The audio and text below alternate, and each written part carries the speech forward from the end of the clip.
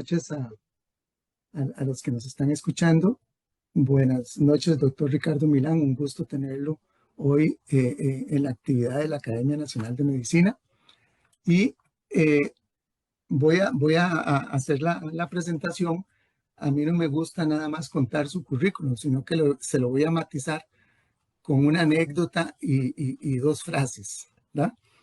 La primera tiene que ver con el valor de estas reuniones que hace la academia, en la cual reúne bastantes grupos de personas que tienen interés intelectual y científico. Y ese objetivo, yo quiero que de parte de la academia lo quiero matizar con una frase de un librito de Ramón y Cajal que se llama Reglas y consejos sobre investigación científica, los tónicos de la voluntad, que él escribió en el año 1898 cuando se incorporó a la Academia de Ciencias en España. Ese pedacito de frase es el siguiente: estas actividades son para alentar las esperanzas, después de recientes y abrumadores desastres de los creyentes en nuestro renacimiento intelectual y científico. Y esa es una de las intenciones de la academia, alentar a la gente para que se interese no solo en los aspectos científicos, sino intelectuales que tiene nuestro quehacer. Esa es la primera frase, doctor Milán, que se la dedico a usted porque está haciendo un vehículo de este proceso de la academia. La segunda es una anécdota. El 18 de septiembre de 1978, yo recibí de mi tía, María de los Ángeles Porras, que era en ese momento administradora del Hospital de Niños, un libro. Y ella me dijo que era un regalo de cumpleaños y que ese libro se lo había recomendado el doctor Jiménez, ¿no?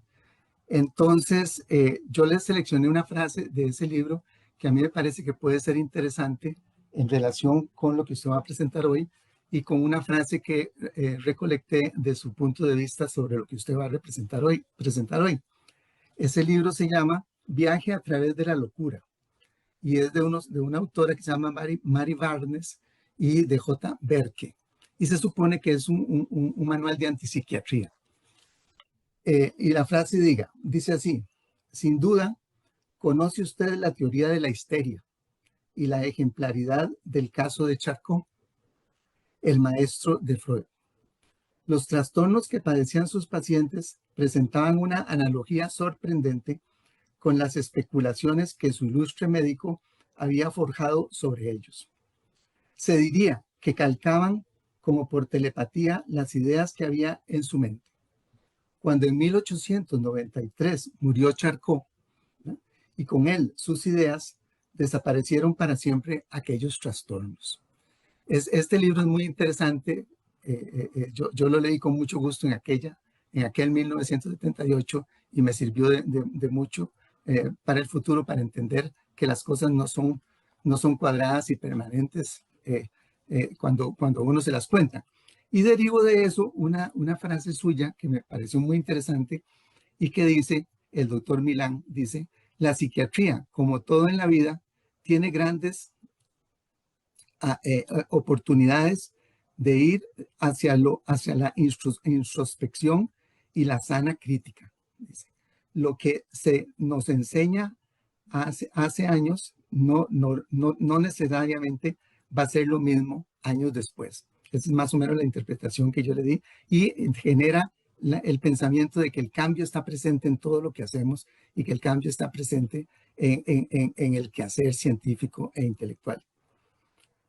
Voy a presentar un resumen del currículum del doctor Milán para que ustedes lo conozcan en su quehacer, y voy a terminar y darle la palabra con una pequeña frase final que le reservo para cuando hayamos terminado su currículum. El doctor Ricardo Milán es psiquiatra y subespecialista en psiquiatría de consulta y enlace. Tiene una maestría académica de ciencias neurológicas y una subespecialidad en psiquiatría integrativa. Además, es técnico en fotografía digital. Como docente es catedrático de la Universidad de Costa Rica, donde imparte clases en 3 cursos y es fundador del curso de psiquiatría de consulta y enlace dentro de la especialidad de psiquiatría. El doctor Milán, además, es el autor en 2019 de un libro que se llama Manual de Exploración y Semiología Psiquiátrica, que ha servido de manual de enseñanza a través de muchos años en las cátedras de Psiquiatría, Psicología y Ciencias Afines de la Universidad de Costa Rica. Además tiene múltiples publicaciones nacionales e internacionales y es tutor en al menos 3 tesis de maestría. Es miembro de la Academia de Psiquiatría e Interconsulta y Enlace y miembro de la Asociación Europea de Medicina Psicosomática. Además, una cosa que lo matiza y lo engrandece desde el punto de vista de su aspecto más amplio intelectual, es columnista de una sección de Letra Libre en La Nación que se nos ha convertido en una cuestión de que queremos leer todos los domingos, y de una columna de psicoeducación, el lente de la psiquiatría, en el diario Extra.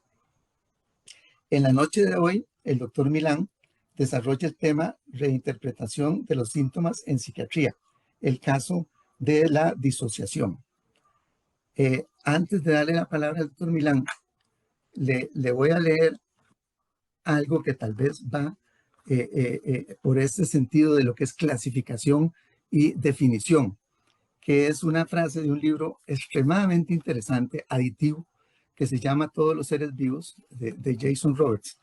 Y en este libro él cita lo siguiente: los objetos se distinguen y se conocen por medio de su metódica clasificación y dándoles nombres apropiados. Por lo tanto, la clasificación y la nomenclatura serán la base de nuestra ciencia. Esta es una frase de Carl Linneo que anecdóticamente me produjo una gran inspiración en una visita a Uppsala, cuando fui a ver todos sus laboratorios y sus áreas de clasificación de seres vivos que traía de todo el mundo. Y me parece que interpreto que el doctor Milán va a ir a retar este proceso de clasificación con el tema de hoy. Bienvenido, doctor Milán, a la conferencia de hoy. Apreciamos mucho el esfuerzo que usted ha hecho en prepararla y estamos atentos a escuchar todas sus enseñanzas. Muchas gracias, doctor Milán. El podio es suyo.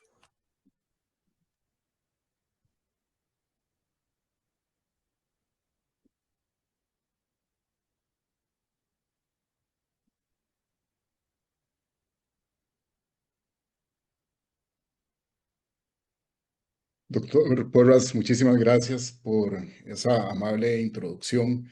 Voy a contar una anécdota interesante y probablemente es una coincidencia, pero a usted le regalaron ese libro en septiembre de 1978, cuando yo tenía exactamente 2 meses de vida. Yo nací en julio del 78, entonces es una característica, una coincidencia llamativa. Y en efecto, trataremos de hacer un juego de conocimiento en este espacio, como lo propuso Ramón y Cajal, y ojalá sea algo de lo que todas las personas que nos están escuchando el día de hoy puedan llevarse para sus casas y puedan, ojalá, tener alguna herramienta adicional a partir de este espacio de discusión y de conocimiento. Yo estoy muy agradecido con la academia por la invitación, muy agradecido con todas las personas que se han estado conectando, colegas de medicina, de psiquiatría y por supuesto personas también de psicología que nos acompañan y que me acompañan a mí en el día a día y en el quehacer que constantemente tenemos. Hoy vamos a hablar de la reinterpretación de los síntomas de la disociación, tratando de darle un contexto y un entendimiento, ojalá un poco distinto y ojalá lo más aterrizado y útil posible, porque se trata de una condición, de un fenómeno de muchísima importancia en la psiquiatría, en la psicología, en la medicina en general. Y si yo tuviera que replantear también el nombre de esta conferencia, probablemente también mencionaría de que es el caso olvidado de la disociación, porque es un síntoma que seguramente ha quedado empolvado en el tiempo y ahora vamos a tratar de entender el por qué. A modo de una explicación breve sobre la dinámica que vamos a tener a continuación, quería en primera instancia hacer una declaración de mis conflictos de interés. Yo ejerzo la práctica privada de la psiquiatría, soy docente universitario.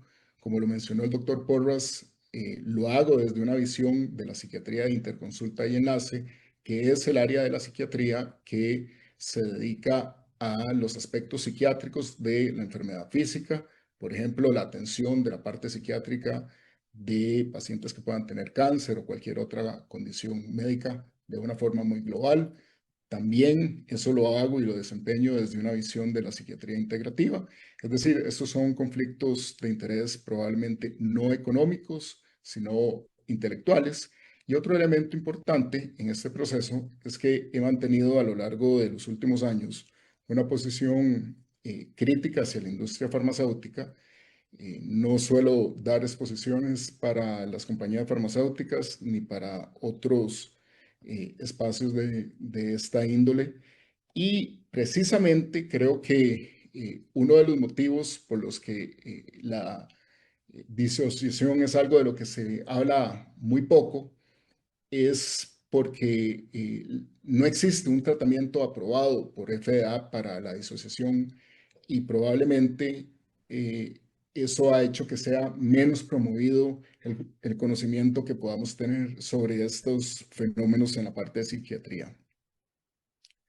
Les comento que cuando yo estudio un tema, trato de hacer un ejercicio gráfico en mi mente y que voy a tratar de transmitir gráficamente esas ideas que he ido desarrollando sobre este tema a lo largo de esta charla.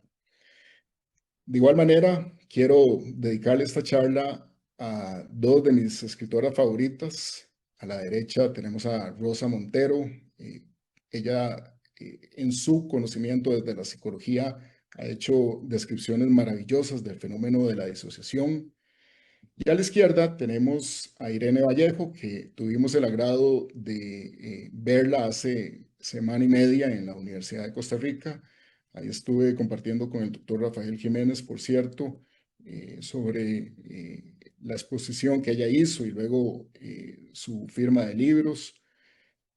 Y es que realmente la literatura es una forma que conscientemente buscamos para disociar, que sanamente nos permite viajar fuera de este mundo y pensar en condiciones o situaciones distintas.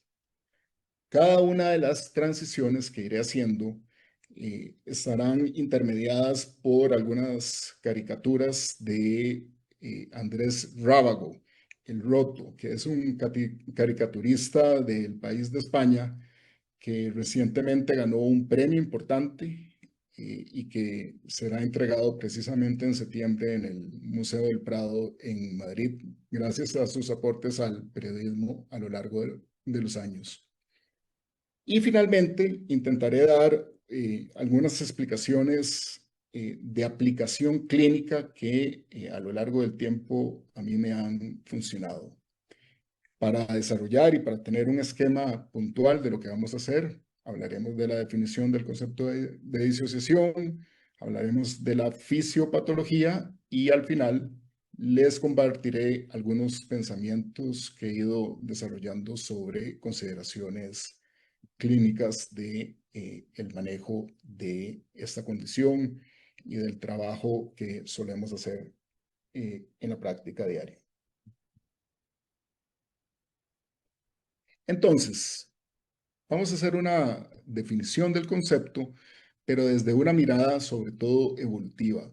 Y ahí les comento que hay algunos libros que me han ido ayudando a desarrollar este concepto. Uno de ellos escrito por Gabor Maté. El último libro también de Gabor Maté me parece que profundiza en el concepto del fenómeno de disociación.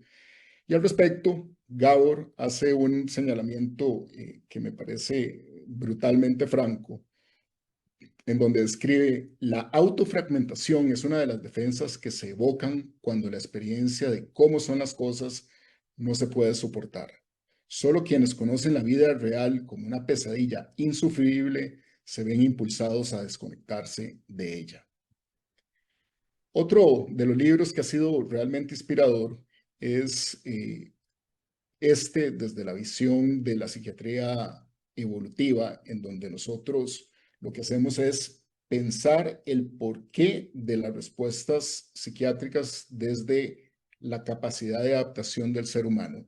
Y lo que el autor plantea, y el grupo en general de psiquiatría evolutiva plantea, es que los fenómenos depresivos o los fenómenos ansiosos tienen una razón de ser desde el punto de vista evolutivo, que probablemente la depresión, si fuera un rasgo desadaptativo, habría ido reduciéndose en la aparición a lo largo de los años. Sin embargo, vemos que va creciendo, probablemente va creciendo porque hay una serie de estímulos que así lo promueven, pero igualmente es posible que vaya creciendo porque tiene un rol en la adaptación, y lo que se plantea desde la psiquiatría evolutiva es que podamos hacer una pausa en un momento determinado cuando las cosas no están funcionando bien, encerrarnos en nuestras casas o en nuestras guaridas, y a partir de eso poder replantear las acciones de cómo estamos enfrentando una determinada situación. Esto por citar tan solo un pequeño pasaje de lo que representa esta visión. Al respecto, el doctor Nesse plantea que los mecanismos que usa nuestra mente para anticiparse al resultado de nuestras acciones son inadecuados para lidiar con los contextos virtuales actuales. Y es que realmente mucho de la psiquiatría se puede explicar desde un desajuste evolutivo. Nosotros podemos pensar en que hace 70 años la alimentación era completamente distinta, y que todas las modificaciones y los aditivos que se han ido agregando han generado una serie de respuestas para las que nuestro cuerpo no está adaptado, y por lo tanto tenemos una serie de consecuencias probablemente inflamatorias, de pérdida de la homeostasis, y que esto termina generando una serie de consecuencias importantes. Y es que, a final de cuentas, vivimos en un mundo que premia la disociación. Y si ustedes tienen alguna duda, just do it.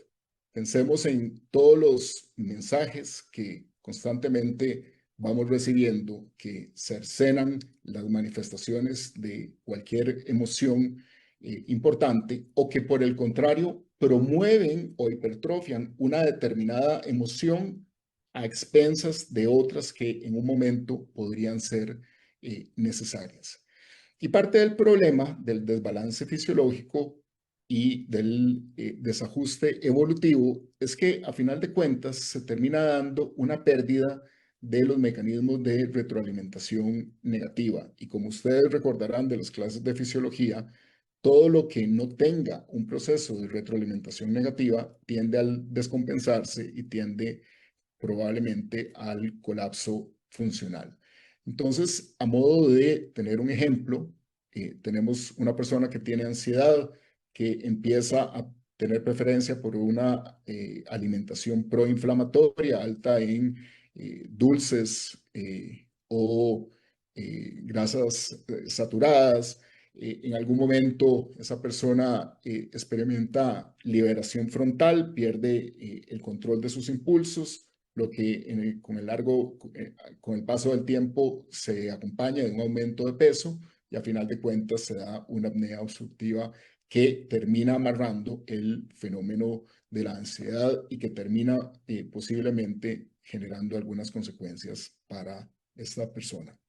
Entonces, entrando propiamente con este contexto y con este preámbulo en la materia, ¿qué es el fenómeno de disociación? Me parece que es muy útil pensar en primera instancia en las emociones como señales fisiológicas. son indicadores de que está sucediendo algo.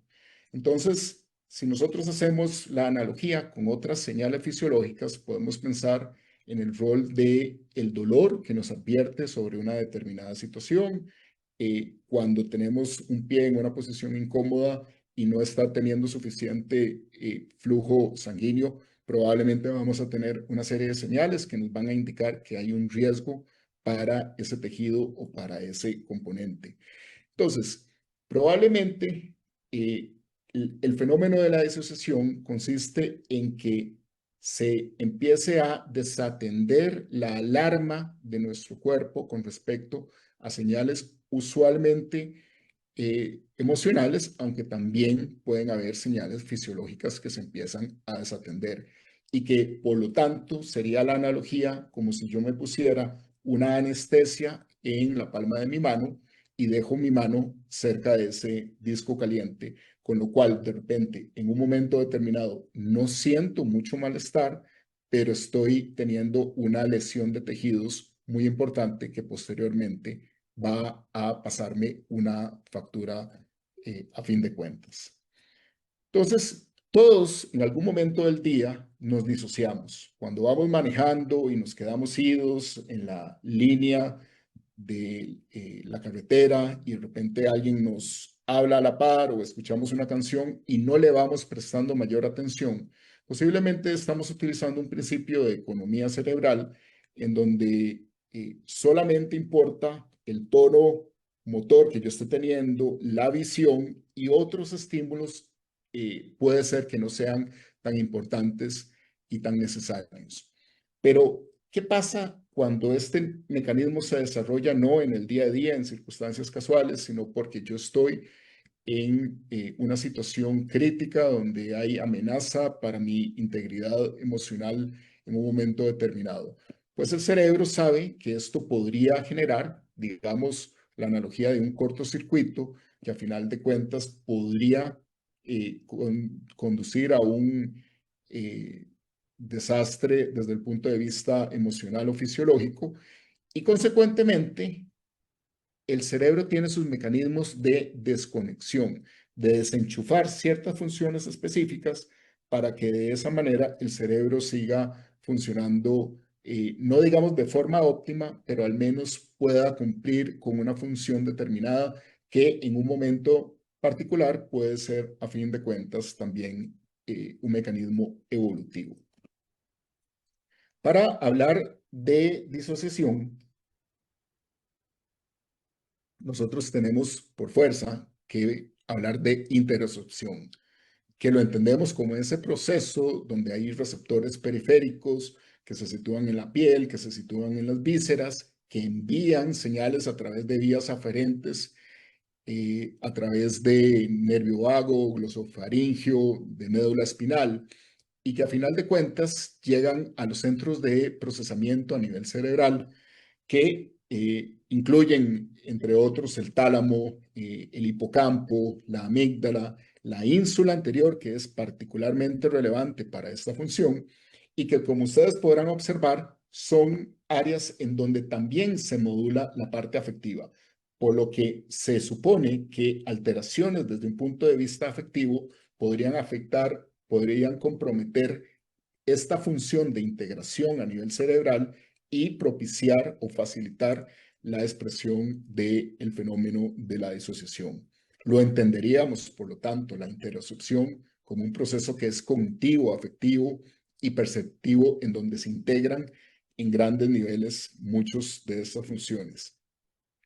A eso le agregamos un contexto cultural en donde se censuran determinadas emociones, particularmente en grupos específicos, y que esto puede de alguna manera validar la capacidad que está desarrollando la persona de desacreditar ciertas emociones y de aprender a vivir precisamente sin esas emociones. Otro de los componentes importantes que tiene la interocepción cuando lo fragmentamos es la precisión interoceptiva, digamos, es la parte más objetiva de la función de la interocepción, que es medible a través de respuestas fisiológicas, Luego hay una parte que es más subjetiva, que es la conciencia interoceptiva, y ellas en conjunto forman parte de la sensibilidad interoceptiva o de la metacognición, que a final de cuentas es una integración que me permite ser conocedor de mis propios estados internos, ser consciente de lo que estoy viviendo y poder de alguna forma expresarlo. Esta función tiene un colega al frente, que es la teoría de la mente, en donde yo logro identificar las emociones y los estados de una tercera persona. Y probablemente para que la teoría de la mente funcione adecuadamente, se necesita de que haya una independencia también de la metacognición. Entonces, cuando pensamos en todas estas alteraciones de la interocepción, estaremos claros que se puede alterar la integración de funciones como conciencia, memoria, identidad, emoción o percepción. Y a modo de ejemplo, vamos a tener uno de los grandes fenómenos cuando se altera la integración específicamente de la identidad, y hablamos de los fenómenos de la despersonalización. En la despersonalización, básicamente se altera una función que se llama el minimal self, que está compuesta por dos componentes. El primero es el saber que yo habito mi cuerpo y que estoy presente dentro de ese cuerpo. Por lo tanto, la falta de integración se acompaña de la sensación extraña que alguien podría describir de sentirse fuera de su cuerpo o de verse como un observador de sí mismo y de no estar eh, en el estado propio del cuerpo.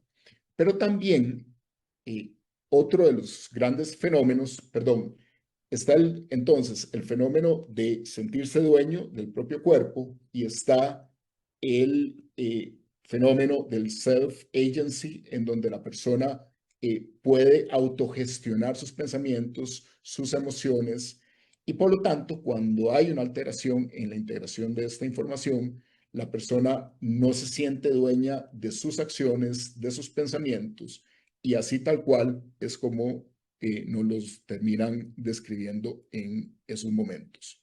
Otro de los grandes fenómenos que nosotros vamos a encontrar es también generado por alteraciones en la percepción y se llama el fenómeno de desrealización, en donde yo empiezo a percibir el medio ambiente como extraño, ajeno, desconocido, a pesar de que pueda ser un lugar que yo conozco perfectamente. En ese medio probablemente la persona va a percibir los colores con tonalidades distintas, las texturas de forma diferente. Puede ser que los estímulos sean mucho más intensos de lo que realmente están siendo por estas alteraciones en la integración de estas funciones. Entonces, a final de cuentas, cuando hablamos de disociación, estamos claros que hablamos de un gran espectro, en donde en un extremo tenemos síntomas menores que son pasajeros y en el otro extremo tenemos quizá los cuadros más graves, donde hay patologías específicas, en donde están el trastorno de identidad disociativa, el trastorno de despersonalización, el trastorno de desrealización, la amnesia disociativa. Pero para efectos de lo que a nosotros nos interesa en esta charla, el espectro es mucho más que eso y trataremos de hablar de la totalidad de estos fenómenos, porque muchos de estos otros fenómenos, un grueso de estos fenómenos, nos lo vamos a encontrar en el día a día dentro de otras patologías, y esto tiene que ver con una de las cosas que planteaba el doctor Porras, precisamente, de cómo se ha ido reentendiendo este fenómeno. Ya a continuación, prontamente voy a hacer un par de menciones. Recordemos que siempre se ha asociado que las patologías más extremas están vinculadas con condiciones muy fuertes, pero sabemos que también las manifestaciones menos intensas podrían estar asociadas con algunas dinámicas disfuncionales en la historia de vida de las personas que a continuación vamos a estar mencionando. Entonces, precisamente a nivel de replantear las cosas, hay algunos autores que han planteado que deben haber básicamente 4 dominios para entender la disociación. Uno, que tiene que ver con la autorrepresentación reducida, que tenía que ver con aquella porción del minimal self que les estaba mencionando, que tenía que ver con sentirme dentro de mi cuerpo y en capacidad de gestar las acciones de mi propio cuerpo. Y esto es particularmente importante porque esto delimita mi ser y por lo tanto me distancia de la representación de terceros y del resto del mundo. Entonces son funciones que están en íntima relación. De la mano de lo anterior y considerando que vías cerebrales que se asocian con la modulación afectiva también podrían estar comprometidas, está otro de estos dominios que es el de la reducción de la experiencia emocional. Y de igual manera, pueden haber compromisos subjetivos en los recuerdos con los fenómenos de la amnesia disociativa.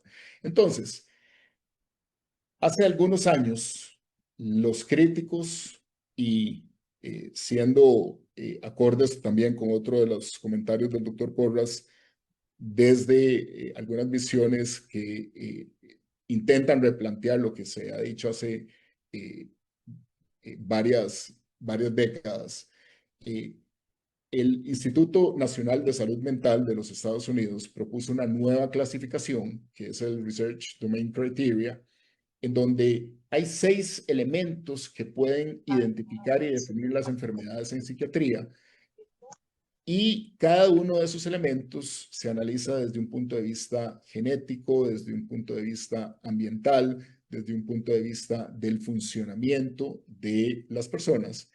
Y se dieron cuenta que estos dominios propuestos para la disociación coinciden con 4 de esos 6 dominios del RDoC que les estoy mencionando. Es decir, podría ser un modelo bastante validado para entender o buscar una mejor comprensión del fenómeno disociativo que vamos a estar encontrando en nuestros pacientes. Entonces, para ahondar un poquito más desde el punto de vista de la fisiopatología, estaríamos claros que las vías de la interocepción van a verse alteradas, van a verse quebradas en alguna parte de ese proceso, en donde finalmente se altera la integración. Y para poner un ejemplo, cuando se da una alteración específicamente también en la percepción, me parece que podríamos citar la comprensión que hace muchísimos años Hans Selye había hecho sobre el fenómeno de la homeostasis. Entonces, nosotros podríamos suponer que todo lo que se mantenga dentro de cierto rango permite la existencia de la vida y que todo lo que se sale de ese rango tiende al desequilibrio y por lo tanto a la enfermedad. Entonces tenemos la suposición de que tenemos una situación de estrés. Hoy teníamos que levantarnos temprano para ir a trabajar. Probablemente tenemos una elevación de glucocorticoides, catecolaminas, glucosa, insulina, que nos permiten sortear las exigencias que tengamos a lo largo del día. Sin embargo, cuando experimentamos un estrés sostenido en estos ambientes disfuncionales no evolutivos, probablemente el malestar tiende a un desequilibrio muy grande, todo lo cual conocemos como sobrecarga alostática. Y si además hay una interocepción alterada, pues básicamente yo no soy capaz de leer los estímulos que estoy recibiendo del medio. Por lo tanto, no voy a tener compensación y no voy a lograr salir adelante con las demandas, lo que se traduce en un mayor desbalance desde un punto de vista fisiológico. Al respecto, me permití y le pedí autorización a un paciente que venía saliendo de una enfermedad física muy grave, muy fuerte, Y él espontáneamente, luego de un proceso de introspección y de tratar de hacer una lectura de su propio cuerpo, me dijo esta frase que me sonó muy impactante y la transcribo incluso con el componente coloquial que voy a representar a continuación. Uno, como hombre, puede morirse más fácilmente porque desde pequeños nos enseñan las cosas bajo la premisa de no andar marqueando por cualquier cosa. Y es que las señales que nos muestran esa falta de conexión con el cuerpo se ven reflejadas precisamente en conductas de no cuidado de nuestra propia experiencia. Entonces, volviendo al ejemplo de la pérdida de la retroalimentación negativa, tenemos un paciente que tiene un fenómeno de disociación. Ese paciente desatiende sus necesidades, lo que se traduce en mayor patología, probablemente en una mayor sobrecarga alostática, lo que se traduce en mayor psicopatología, y esto nos termina amarrando en un fenómeno disociativo que termina siendo creciente, que además puede acompañarse de otros fenómenos hermanos, como el de la somatización, del que voy a hacer mención en breves momentos. Entonces, no podríamos hablar de disociación sin hacer unos cuantos comentarios sobre el fenómeno del trauma. Al respecto, lo que nos plantea Gabor Maté es que hay circunstancias negativas, adversas que alguien puede vivir, y ese sería el equivalente a un choque que nuestras existencias tuvieron en algún momento de sus vidas. Sin embargo, lo que queda, la lesión, las conductas disfuncionales, la alteración en áreas cerebrales que pueden quedar lesionadas como el hipocampo, como la función del lóbulo frontal, es lo que finalmente conduce o llamamos trauma. Al respecto, habíamos hecho un simposio a mitad de año en el Congreso Centroamericano de Psiquiatría. Este artículo fue un manifiesto que hicimos sobre la importancia de atender el apego seguro como varios de los mecanismos que son necesarios para reducir el riesgo de todos estos fenómenos. Entonces, hablamos de trauma, estamos muy claros que los extremos más graves del trauma se asocian con los extremos más graves de las manifestaciones de la disociación. Pero también es cierto que varias dinámicas disfuncionales, entre las que está la separación proximal, la triangulación, el sobrefuncionamiento, las defensas de lealtades y la inversión de roles, podrían terminar generando síntomas disociativos. Y a modo de ejemplo, la inversión de roles es cuando un niño o una niña en temprana edad empieza a asumir responsabilidades que no corresponden para su edad. Son esos niños, esas niñas que terminan siendo los cuidadores de una mamá o un papá enfermo, en donde probablemente yo tengo que anteponer las necesidades de un sistema a mis propias necesidades y aprendo, por lo tanto, a pagar mis propias necesidades como un mecanismo evolutivo que me permita sobrevivir ante lo que pueda estar teniendo. Y ahí el problema es que se entra básicamente en un conflicto entre la necesidad de apego y el maltrato, porque el apego es una necesidad básica del ser humano, igual que necesitamos de alimentos, igual que necesitamos de líquidos. Y entonces, bajo esas circunstancias, si hay maltrato, yo podría bloquear el dolor que estoy teniendo por el maltrato con tal de seguir teniendo algún tipo de vínculo, aunque sea un vínculo inseguro o inestable, con la fuente de apego. Y esto obviamente se traduce a lo largo de la replicación de conductas en la vida de las personas, y es lo que bien podría justificar el porqué de algunas personas que se mantienen en relaciones de violencia en muchos momentos de su vida. Y es que cuánto tiempo tarda una persona en entender su interior, que lo que siente es genuino, la interacción con los demás, las experiencias vividas.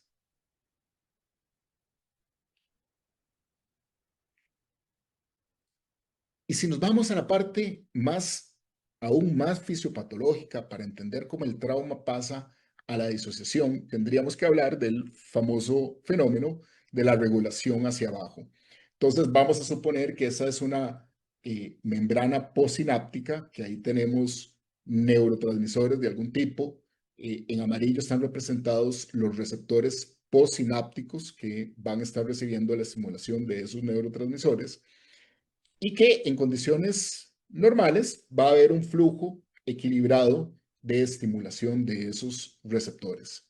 Sin embargo, habrán condiciones donde las circunstancias constantes de emergencia podrían aumentar la disponibilidad de una sustancia en el espacio intersináptico. Esto es lo que clásicamente observamos nosotros con el uso de inhibidores selectivos de la recaptura de serotonina, y ese es el mecanismo por el cual funcionan. Lo que pasa es que después de eso va a haber una reducción en la disponibilidad de receptores postsinápticos, con lo cual va a haber una desconexión en la estimulación de la que estemos hablando en cualquier vía en particular. Esto ocurre, por supuesto, que en el cíngulo anterior, que es esta área de integración de la interocepción por excelencia, y de igual manera en otras áreas como podría ser el lóbulo prefrontal. Entonces vamos a un ejemplo clínico de cómo esto puede ocurrir cuando se da una alteración en la percepción. Tenemos el escenario de un niño y una niña menor de 18 meses que mantiene un vínculo seguro, que de repente se da una situación particular de un malestar, se da siente frío ese bebé, se activa su sistema de alarma, hay una respuesta externa que contiene, que da seguridad, que da protección, y por lo tanto esa central de alarma se aprende a apagar conforme pasa el tiempo. En el otro escenario tenemos un vínculo inseguro, se da el frío, resulta que se activa el sistema de alarma, hay una respuesta externa que no es suficiente, que no contiene, y ese sistema de alarma, conforme pasa el tiempo, aprende a estar de forma constante encendido. Cuando se exceden los 18 meses de vida y conforme va pasando el tiempo, es posible que cuando existió un vínculo seguro, se va a dar una capacidad de identificar el estado afectivo interno, a diferencia del otro escenario en donde se termina identificando el estado físico propiamente, lo que a final de cuentas se traduce en un fenómeno que se conoce como alexitimia, que sería la incapacidad de poner las emociones en palabras, o somatoptimia, que sería la expresión física de un malestar emocional particular. Entonces, esa franja que está ahí, nos la llevamos para la siguiente firmina, nos situamos exactamente bajo ese mismo escenario. Esto se perpetúa a lo largo del tiempo, esa respuesta tiende a ser insuficiente, lo cual sobreactiva el sistema de alarma, representado aquí por esta hermosa bocaracá, que a lo largo del tiempo permite que la persona desarrolle una sobrefocalización de un estímulo particular a nivel físico, lo que bloquearía otros estímulos, lo que entenderíamos como un fenómeno de estar autoabsorto, y eso a final de cuentas se traduce en una mayor estimulación del estado físico, que se acompaña de un sobreescaneo corporal constante, de ideas catastróficas con respecto a mi propia salud. Típicamente en estos escenarios tenemos temores somáticos, todo lo cual, a final de cuentas, aumentaría el riesgo de que alguien desarrolle un trastorno por síntomas somáticos, que es, como les mencionaba, un mecanismo en donde usualmente hay un acompañante disociativo muy importante.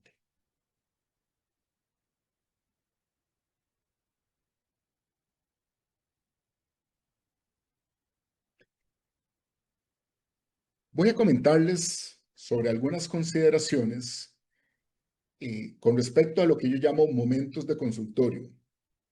Esta es la visión que yo tengo frente a mi paciente en mi consultorio. Y es en esos momentos donde los pacientes le comentan a uno cosas, y a veces son frases y mensajes tan importantes, tan valiosos, que yo intento apuntarlos para luego traducirlos y es parte de lo que quisiera compartir con ustedes. Uno de los elementos básicos es cómo aplicar el concepto de disociación dentro de un espectro de diagnósticos diferenciales.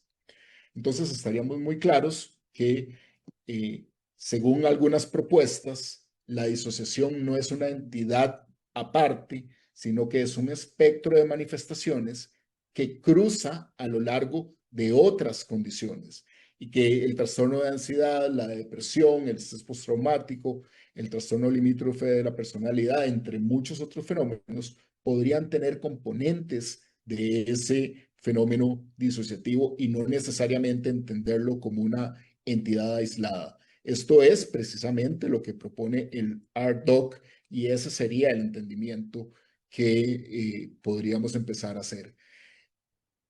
En parte, esto está sustentado en el hecho de que, según la patología, hasta un 50% de los pacientes tiene manifestaciones disociativas en poblaciones de atención clínica, lo cual es demasiado significativo. Algo que uno se queda pensando es que los fenómenos disociativos en la población general pueden andar entre un 1 y un 3 y hasta un 4% de la población total. Si nosotros nos ponemos a pensar de que la esquizofrenia es más o menos el 1% de la población mundial, eso significaría que nosotros en la práctica clínica tendríamos que atender muchísimos más casos de disociación que de esquizofrenia. Y eso no necesariamente es el patrón como nos habían enseñado a pensar en algún momento. Entonces, cuando tratamos de hacer diagnósticos diferenciales, yo lo que diría es que tenemos al frente, en realidad, una serie de dilemas diferenciales en donde nos encontramos personas que tienen historias de estrés temprano en la vida, lo cual predispone a un mayor riesgo de déficit atencional, pero también de fenómenos disociativos. Y hacer la diferenciación en estos casos es un reto clínico importante. Al igual que puede ocurrir en personas que tienen espectro autista y que además las características de ese espectro autista probablemente facilitan dinámicas menos adaptativas, lo cual podría aumentar dinámicas no funcionales, lo cual podría aumentar también el riesgo de fenómenos de disociación.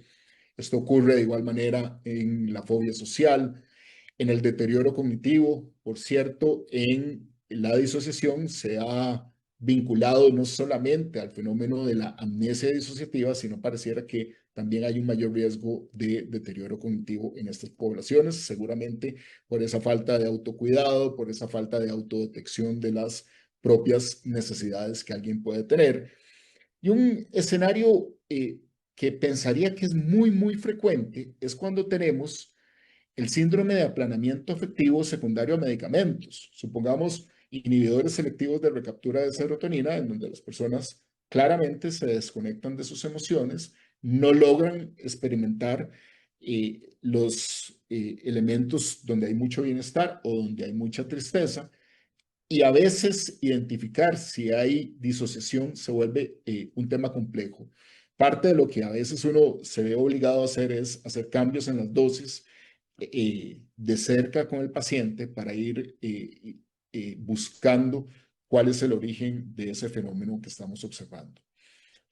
También dentro de ese espectro hay algunas otras condiciones que fueron postuladas desde marcos teóricos completamente distintos, pero uno se quedaría pensando si hay puntos de confluencia entre uno y otro. Por ejemplo, el fenómeno de la represión, en donde el cuerpo tiende a bloquear dilemas que son no aceptables y por lo tanto terminan reprimidos. Esto es una visión desde el psicoanálisis, pero bien podrían haber áreas de coincidencia con el gran fenómeno de la disociación o igualmente el fenómeno de la alexitimia del que les hablaba anteriormente. De lo que yo estoy seguro es que cuando tenemos casos clínicos difíciles que no responden, que no van ni para adelante ni para atrás, una pregunta que nosotros clínicos deberíamos de hacernos es Los síntomas clínicos podrían explicarse por un fenómeno disociativo o una alteración de la interocepción en este paciente, porque cuando le planteamos eso al paciente y el paciente logra identificar una emoción particular o logra identificar un síntoma físico en particular, se nos abren alternativas de abordaje y de exploración clínica en algunos casos que puedan de repente estar siendo complicados de manejar. Otro escenario muy importante, el fenómeno del burnout, en donde seguramente van a haber compromisos en la percepción, en la capacidad emocional. Y recordarán ustedes que, según lo propuesto por Cristina Maslach, hacia finales de los 70s, inicios de los 80s, hay tres grandes dominios del fenómeno del burnout. El primero es el del agotamiento emocional, en donde la persona siente que no puede dar más de sí mismo.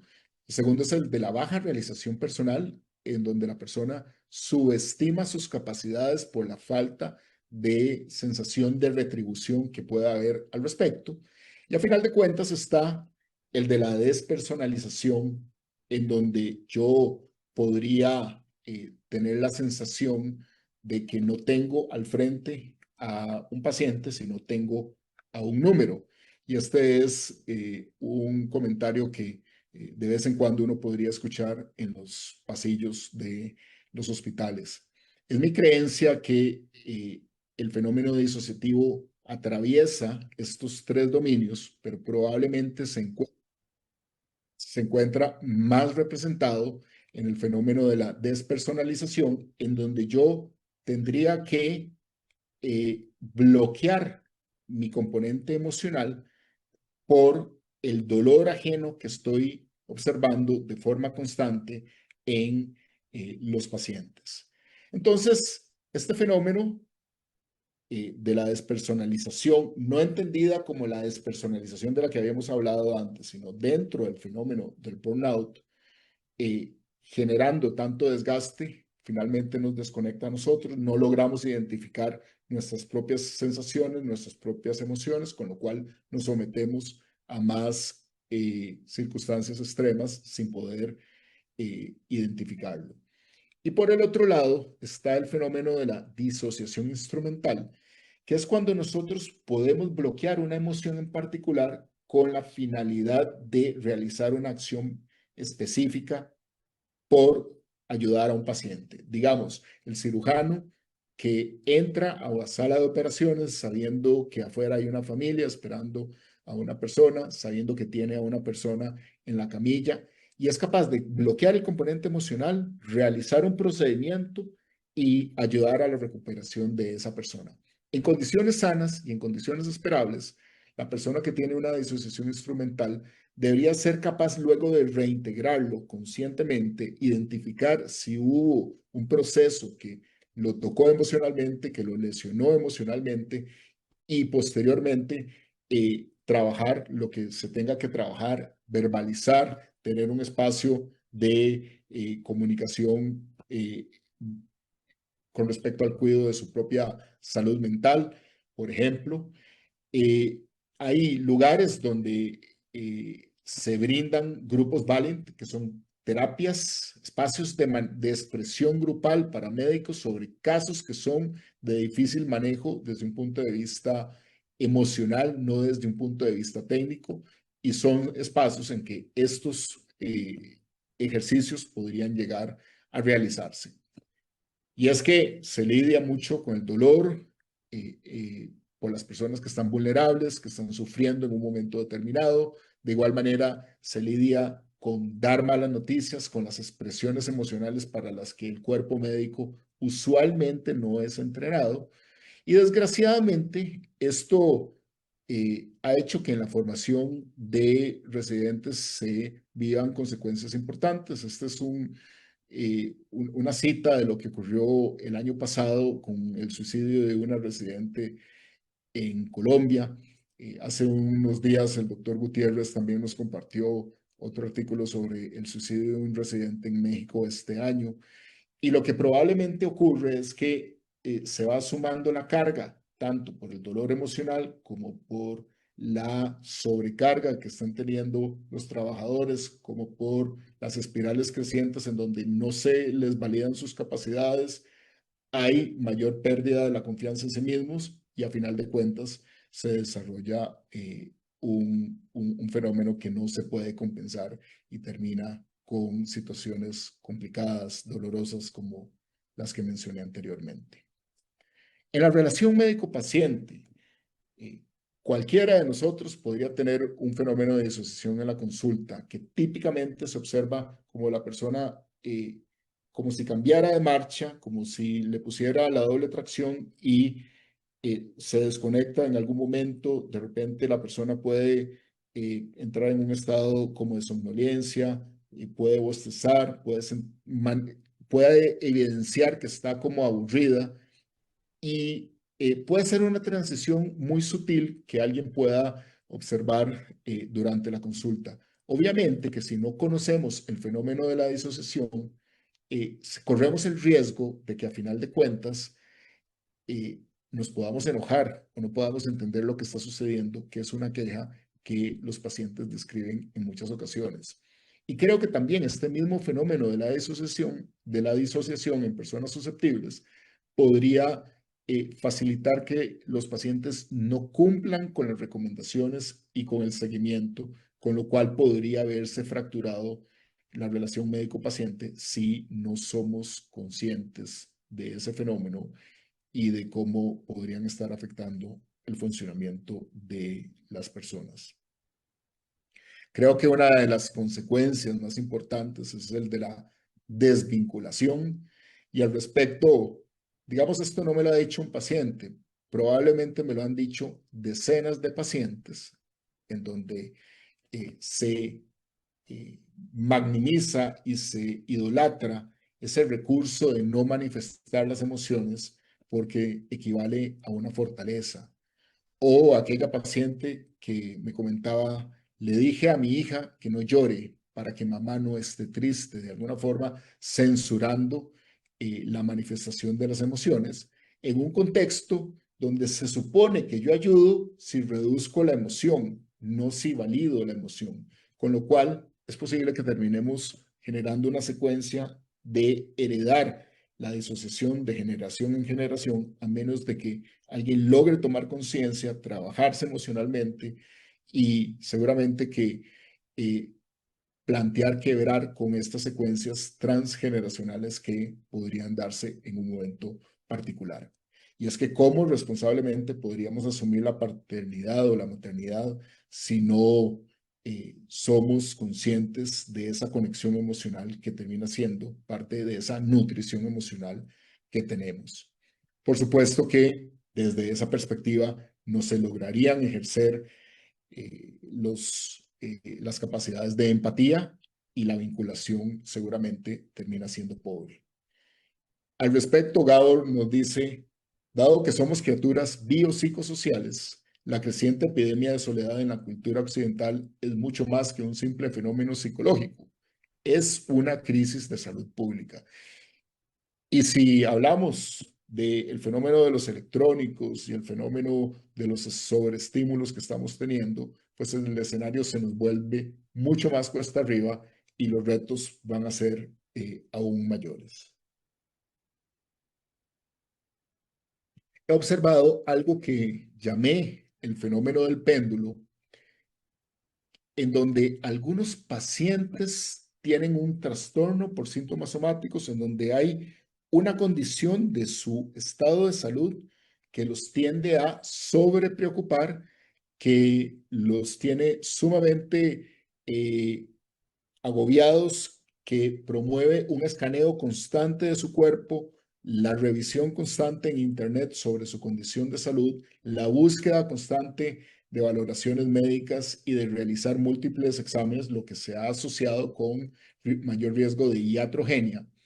Y en algún momento, estos pacientes se trabajan, mejoran y el péndulo se va para el otro lado y es como que el obturador se abre, ya no enfoca claramente, esa persona llega a desconectarse de su cuerpo y en algún momento no es capaz luego de detectar su necesidad de hambre y de parar a mediodía para comer, o la necesidad de ir al baño en un momento determinado, ni la necesidad de parar el trabajo para luego irse a dormir, con lo cual tenemos un escenario que se vuelve muy complicado, pero son como extremos en un mismo paciente. Eso es parte de lo que me hace estar convencido de que son seguramente fenómenos hermanos que se traslapan. Otro de los aspectos importantes es el de una crítica sana a los manuales clasificatorios en la actualidad. En la conferencia del año pasado había mencionado una crítica que le hago a la sugerencia de exclusión de enfermedades físicas para establecer condiciones psiquiátricas. Yo me preguntaría si deberíamos de excluir las enfermedades físicas o por el contrario, si deberíamos integrarlas como parte de la comprensión del fenómeno psiquiátrico. Pero al respecto, incluyendo el fenómeno de la disociación, pues viene este dilema. ¿Cómo vamos a confiar en la recolección de la información clínica a la hora de entrevistar a un paciente o científica a la hora de agarrar las escalas y hacerle el diagnóstico supuestamente certero a un paciente si hasta el 50% de los pacientes en la atención psiquiátrica tienen síntomas disociativos? ¿Es realmente confiable esa información que estamos teniendo?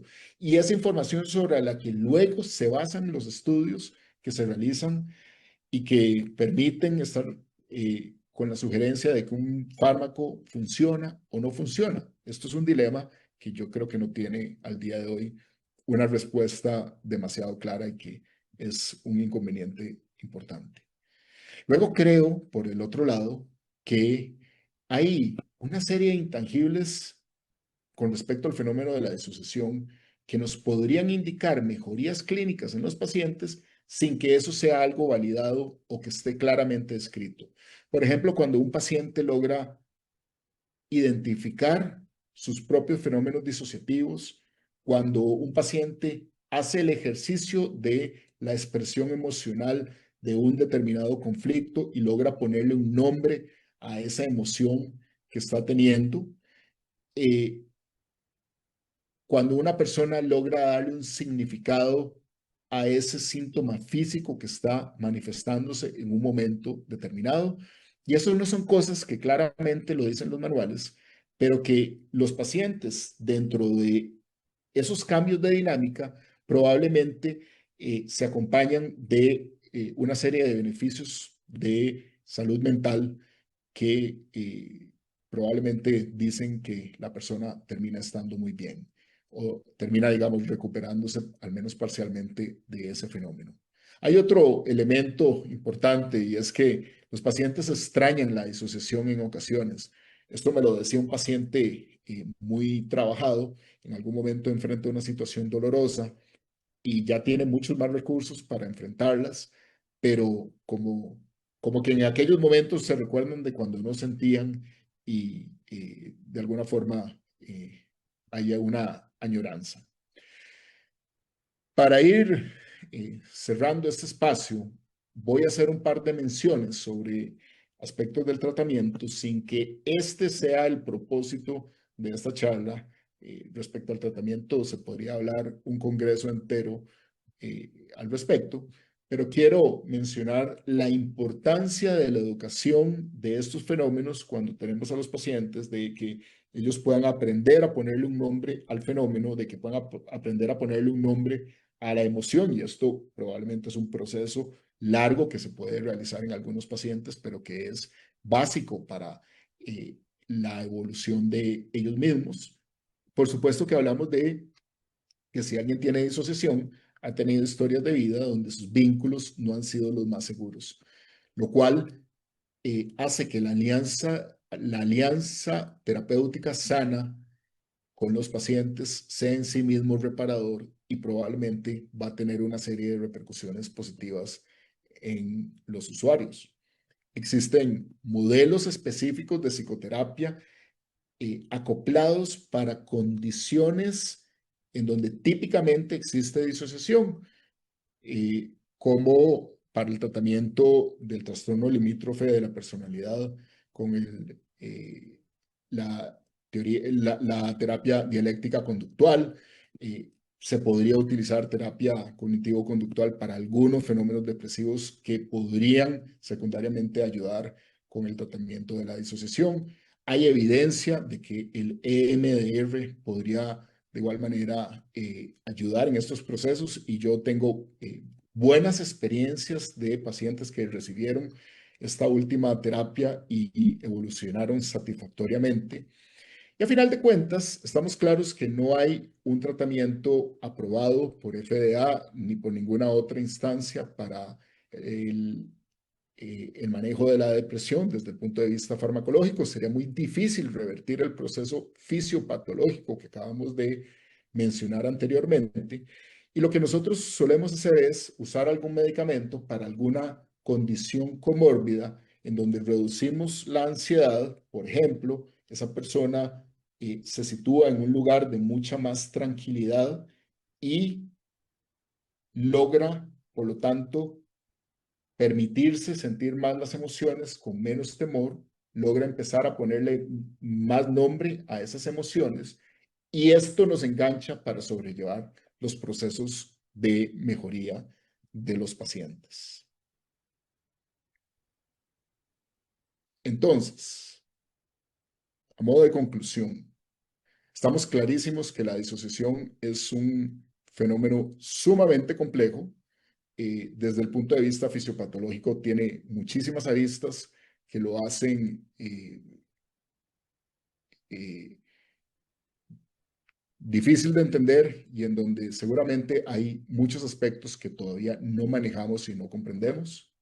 Estoy seguro que para una conclusión no debería ponerle una bibliografía. Sin embargo, el ejercicio de recabar la historia de vida y de entender la enfermedad como un proceso que se gesta, y en el caso de que haya existido estrés temprano en la vida, en el caso de que se dé una sobrecarga alostática, y en donde valoramos el continuum salud-enfermedad como fotografías que tomamos en un momento, pero luego la vamos armando a lo largo de esa historia de vida, me parece que es básico y fundamental para entender este fenómeno en los pacientes.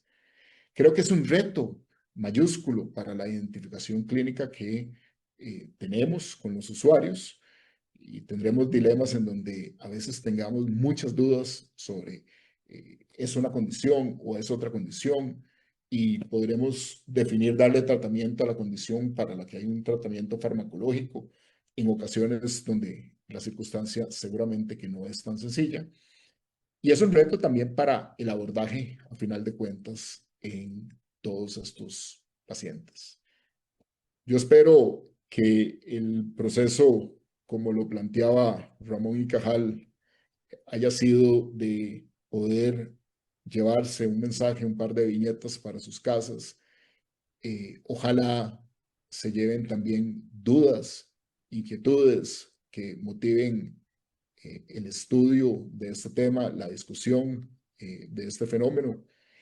Y bueno, estamos en la mejor disposición de que podamos conversar un rato y dialogar, exponer algunos comentarios o dudas que existan sobre